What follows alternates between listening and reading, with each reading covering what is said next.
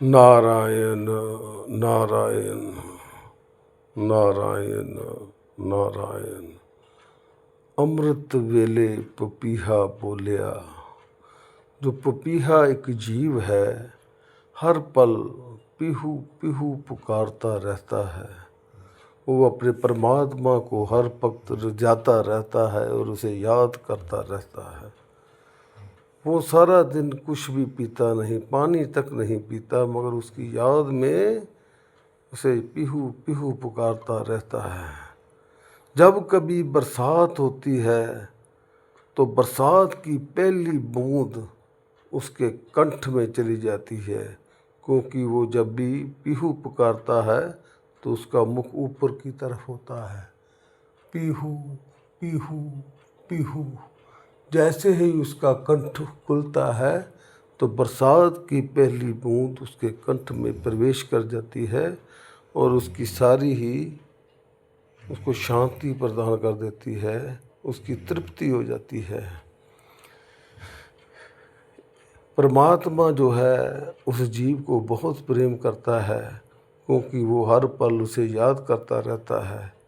इसीलिए मैं कहता हूँ बहन भाइयों कि हम भी उस परमात्मा को हर पल याद करते रहें, उसका नाम देते रहें, ताकि उस परमात्मा का प्रेम हमें भी प्रेम नसीब हो सके, हमें भी उसका प्रेम मिल सके।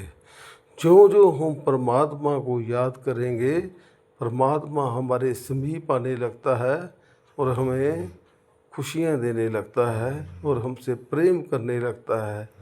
जैसे वो पीहू वो पीहे को प्रेम करता है, ऐसे ही वो उस मनुष्य को प्रेम करने लगता है जो हर पल उसे याद करता है।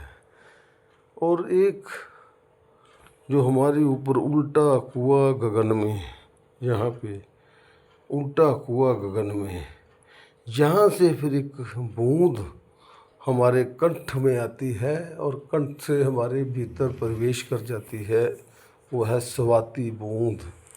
वो जो स्वाति बूंद जब हमारे कंठ से आगे पेट के अंदर भीतर प्रवेश कर जाती है तो हम भी शांत हो जाते हैं, हमारी भी संतुष्टि हो जाती है, हमारे पांचों विकार जो हैं शांत होने लगते हैं।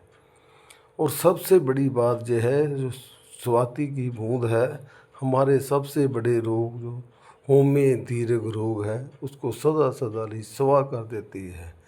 जैसे ही ये हमारा होमे रोग सदा सदा के लिए स्वा हो जाता है, हमारे अंदर हमारे भीतर प्रेम की भावना जागने लगती हैं और हमारे अंदर प्रेम रस आने लगता है और हम सबको प्रेम करने लगते हैं।